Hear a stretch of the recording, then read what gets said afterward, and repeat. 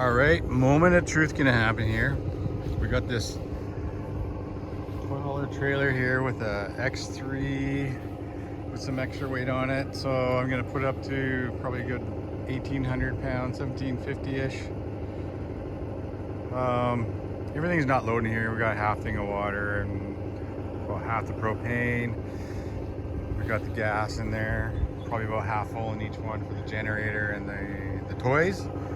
We're gonna test this out with the Max Pole GT Ram, which, because of everything it has and the e-torque and all that stuff, it's not quite the 12.75 Polar. It's more about the 11.3 zone, mainly because it doesn't have the four-corner air ride suspension. So, but it's got the V8 and the e-torque, right size rims, quad cab, box and everything that's rated for the 12.75 for the max tow. And we're gonna find out how it does. I'm gonna take it up and down one hill as well. Up the hill and down the hill. Not a huge one, but enough to get a feel of it with the full weight. So this trailer's sitting, figured out when I added it all up, it's sitting around 10,000 pounds kind of thing. Maybe 10.5. It's pushing it. We know that, but I just want to see what this truck will do compared to the 2,500 or the 1 ton. So we're going to do this. We're going to take it because we're also going to clean out the good old pooper tank, and then yeah, test it up and down the freeway as well, because there's a quick freeway ride there and back, so we'll get a little feel of that. So it's not the long tour feel of things, but it'll give us a good idea what this truck can do. So okay, so what we did is just put her up somewhere a little more level, enough to tell how it's sitting and stuff like that. So the back end usually sits up, I'd say about another 1.5 inches taller than the front, and on average 2 inches. Right now they're about level even right now, so I'd probably go up one more link each on the chains, and that would probably correct that out. Like I say, we're missing some of the max weight we can get in here, but it's where the trailer should be, where it's happy. 10,000 plus or minus a few pounds. So it's sitting okay. So it's sitting okay enough for this test, but obviously it's just pointing down a hair. So we'll see how it does. Might create a tiny little extra sway on the freeway, but we got the weight of the side-by-side at the back too. So we'll see how that does. Toy haulers do go a little different than the travel trailers. The way they like to swag and wiggle a bit more with the difference of the weight being at the back end like that. But yeah, we'll see how this does. All right, so we've been pulling just for a little bit down the flat roads. Definitely feel the ups and downs. Stabilizer bars on there still, but it's not terribly bad. There's some pretty loopy roads out in the farmland here. Now we're gonna head onto the freeway. Haven't felt any sway yet. Horsepower definitely a non-issue. Like, this does take me back to the half-ton days of pulling with the EcoBoost, and we were pulling like maxed out there. We were like in the 12s there before we really knew about the diesels and the 3/4 tons and all that stuff. So we're gonna head down onto the freeway right now real quick. But yeah, as you can tell, torque wise, speeding up no problem. It's way better than what the EcoBoost was, that's for sure. The main thing is how do I really feel with this thing up and down the BC hills when you get on the big highways. I'm merging into the freeway right now and not even pounding it, and it's sliding in there pretty smooth and nice. So no fear there. Now we're gonna find out how this guy rolls sway-wise back and forth. And it's not windy out right now. The winds can go on this bit of the highway pretty good, but right now I'm going 97. And yeah, you do feel that little lack of control that I'm used to with the 3/4 1 tons, and you definitely feel the little sways back and forth.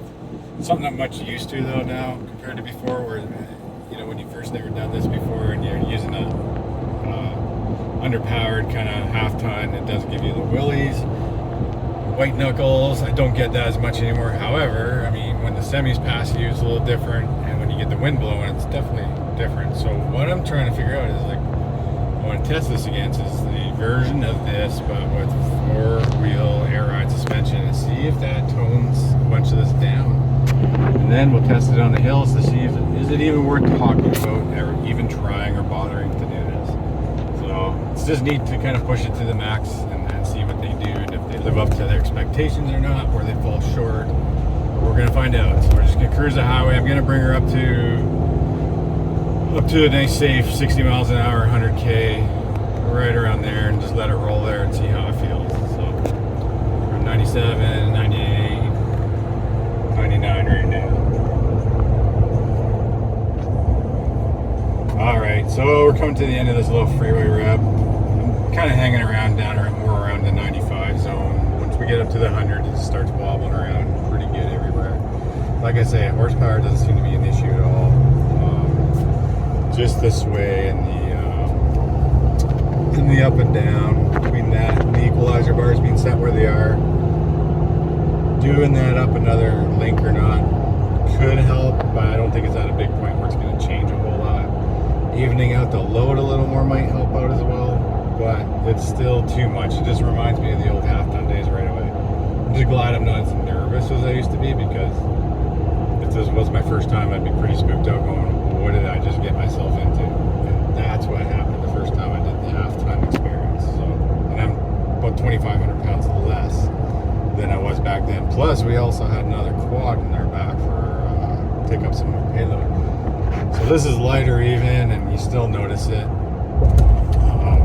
So we're gonna get off the freeway here, like I said, and kill the pooper. So then we'll get back on the road and do the hill test. So we're heading back on the freeway with the tension bars, torsion bars, a couple links tighter.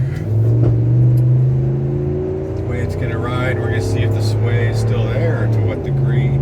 Definitely feels like it's riding stiffer. Less bounce up and down, 100% already. Now we're gonna see if we get rid of the sideways sway that was in there pretty bad. So maybe it leveled out the load a little better here. But yeah, definitely feeling over these soft humps and everything. It's correcting the up and down pretty quick. So here we go. We're gonna check out the sway. We're up to 95, 97, 98. I was uncomfortable about the 100, 105 before, and slowing down because of the sway more than the up and down action, but so I'm up there now. So I can feel the sway, but to feel a bit of sway and fight that rather than the up and down and the sway, that I'll tell you right there makes it that much easier. But I honestly believe it's taking some sway out here so far. Like it's there, it's gonna be there a little bit. I know if a semi comes up beside me, and I'll just pull a soft foot or two off to my side here and he can breeze by. One of my tricks all the time, whenever I feel the semi, just before he catches up to the rear end of the trailer and is passing, I just take my foot off for a second and let him get almost, a third of the way or halfway past me, and then I hit the acceleration button or pedal again to cruise with him as he passes me, and it just seems to take a lot less the sway out of there for you. But anyways, definitely way less sway, way less everything. So it's still there, but it's not as bad. I'd say it's decreased by at least 50%. So now I'm imagining some four-corner airbags, leveling that out and getting it quite a bit better once again. So we're gonna go up here off the freeway exit. We're going to do the old hill test that we've done with the 6.4 Hemi and the new 1-ton we had, which just was a horrible thing because of the tow mode and the braking. The engine braking was horrible, to the point of completely unsafe horrible. Didn't matter how much you slammed on the pedals to get it to engage or what, it just did not seem like it was barely assisting whatsoever. Where it's funny, I've always seen with the 1-tons, I've always seemed to feel tow haul mode, you can feel the difference of it very significantly, whether it's on or off. Whereas the 6.4, the 3500, it just didn't let you know. You couldn't tell. We were pushing the button on and off, back and forth, trying to figure out if it was on or off or backwards, or you couldn't tell the difference. So yeah, now I'm 95, upper back up to 100, 101, 102, and I don't feel that out of control, nowhere near as much on the way back in. Like I say, it's weight distribution, the way you get your trailers and height set up with your truck, and You see so many people going down the highway with the back end sagging down and the trailer hitch pointing downward, and then they're wagging all over the place, and you really just wish they would have stayed home, stay off the road, watch a YouTube video or something and figure it out, because you're going to kill someone. Now, we're coming up to this freeway and we'll do the hill test. So we've done it compared to, like I said, the 6.4 Hemi. We've done it compared to the other half ton. We've done it compared also to my 2500 6.7 diesel, that Ram. So we'll get a good feeling about it. So yeah, I feel a little push from some of the vehicles push past me for sure. It's pretty minor though. Alright, so just looking here at the dyno engine page on here, and it's kind of neat and interesting. Keeps the horsepower down when you're cruising, then you're really going to notice the torque, like we're 400 there.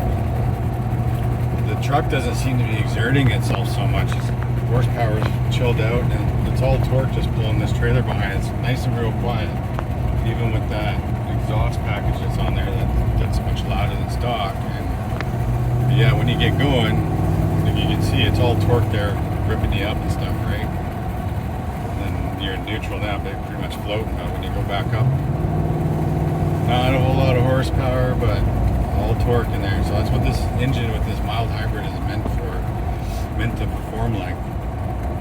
Pretty incredible, you know, they're like 390 horsepower and 530, 540 foot-pounds of torque. Is pretty crazy. So we're gonna see how this works up the hill.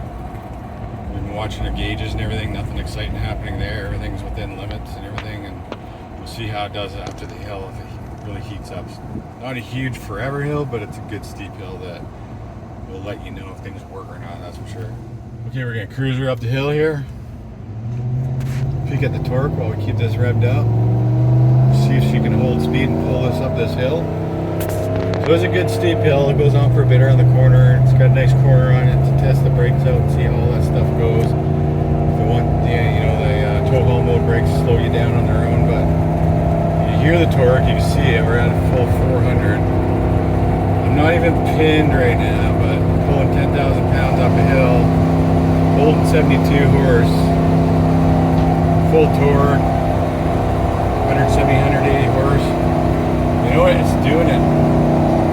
Pretty darn good. Now we're hitting the slow down.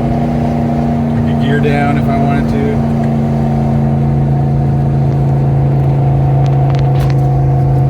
So they were geared down there.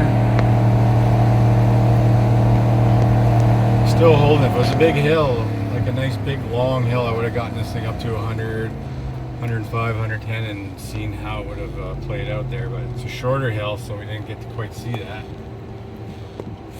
Definitely hear the extra fan going on there. Winding up, trying to cool her down. Just check out the gauges. So oil temp up to 124. Coolant got up. It's already coming back down. Transmission temp not too bad. So you can imagine if this was a big or longer hill. Now let's go watch going down this hill and see how the toe brakes handle 10,000 pounds. Wow, they're already on, stopping you from going. The 3500 we had with the 6.4 just didn't want to do that. You put it on the brakes and it still didn't slow you down. So I'm riding the brakes a bit now. It's just holding the RPMs there, keeping you in control. Trailer brakes are working great. Not letting me take off or anything. So it's part of why we're doing this video is the disappointment in the 6.4 Hemi on the 3500 that we had. It was a brand new unit. It just didn't shift down like that or do anything on the hills. Once in a while it did. You had to really jam the pedal, but it was 1 out of 3 times it would do it. By the time you found out if it would work or not and you're going too fast on a hill like that, it was too late. So I'm gonna go up this hill one more time, but also pin it a little faster. Just see if we get up there to a little faster and how it holds the speed going faster up the hill.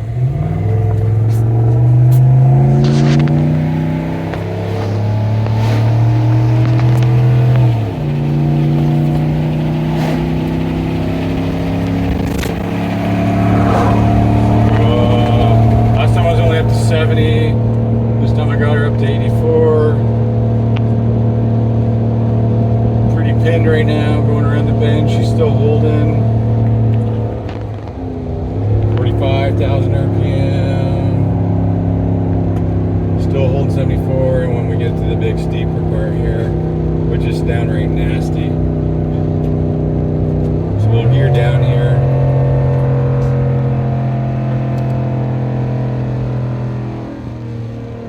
So definitely doesn't have the diesel power to do something like that with ease the same way, that's for sure. Okay, so to wrap things up here, we got the half ton here. When it's sitting perfectly flat, it's all right, but it's got some little bit of saggy in the back, and it's not even a fully loaded truck with other stuff, and the other equipment isn't in here yet. So my general consensus here on the half ton pulling, I would like to suggest honestly to keep her around 8,000 max, full cargo, everything. Going up to the 10 zone, I know they're capable of the 12. I wouldn't even bother at 12 or consider it. 10 I do for local flat stuff without the hills. This will pull everything around. If you got any hills and any of that kind of stuff and a lot of freeway driving to get around to where you're planning on going all the time, you know, a regular travel trailer this long without a side-by-side and all that's around the 65, 7,000 kind of mark, and then your stuff in there. Hey, I don't think that's a big problem for this. It's got the horsepower and the torque to do it. I felt that in the video it showed it struggle quite a bit with the 10 here. So I'm just not gonna suggest, especially in a Toyhauler combination here, I just wouldn't suggest it. It doesn't feel safe. We have the bars, I put them up a couple extra chain links there, and it did help with the stiffness. It did ride better, decreased a tiny bit of sway, but not much. But what it did that I don't like, and that's what some people get caught up in, is that, hey, I got my back end sitting at the right height now and everything looks right, but now you have no weight on your rear tires onto the asphalt or concrete. And that's an issue because you kind of pushed all the weight forward on your front tires. There's a good side of that, but now you have nothing. So if it rains or it gets slick, you have nothing traction-wise on your rear end there. So that's not a good thing either for locking brakes. But I mean, like I say, there's an extra 2,000 pounds in here. We just threw in there to test it out and see how it carried it. And it's got a bulk of the weight kind of sitting at the back with the engine and everything. And it's just not a friendly thing I suggest to do. Like I say, 8,000 poundish kind of thing, maybe just a regular travel trailer, because the weight distribution is so much different. Maybe you get away with 9ish. I know some guys do pull 10, and in the videos they're going down flat roads or with a cargo trailer that carries a little more better. But you know, I pull like this fifter and these guys, and we're about 6,000 pounds in this one when we're loaded in the half ton. And that's also another thing that made me curious, is it seemed like it even kind of struggled with that. Struggle, is that the word?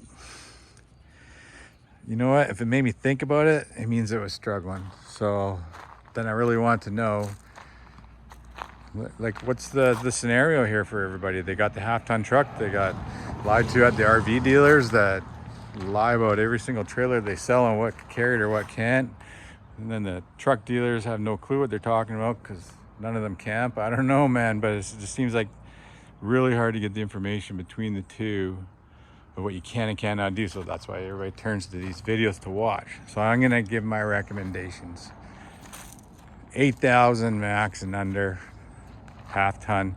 If you're crossing 8,000, especially if you got the hills, you gotta go to the 2,500. Going diesel's just an even smarter move on top of that compared to putting a 6.4 in there. Yeah, it's a little bigger than this 5.7 Hemi, but it doesn't do a whole lot more. Like, just go diesel, get it done. If you're going over the 12,000 mark, 12,000, 13,000, I'd go to the 1 ton as well. I'm just considering everything out of safety, comfortability, and the confidence of your ride. That's what makes you a better puller and more confident, is having the right setup. So spending a ton of money and not having the right setup is nothing but a big disappointment. And then you feel you're kind of stuck. And with deflation of everything, from inflation going on, it's hard to get out of anything to improve or step things up in a different direction. So don't get caught with the wrong things. If you're buying now, buy the right things. Not so easy though, because you keep switching things and adding things and doing things. That's part of life. But that's my recommendations. 8,000, half ton, okay, and down. Max for me. 2,500s up to the 12, 13,000. I know they can do more, no problem. But if you got the choice at the time, nail the 35 1 ton. Just get it. There you go. So that's a no for me. No, thank you.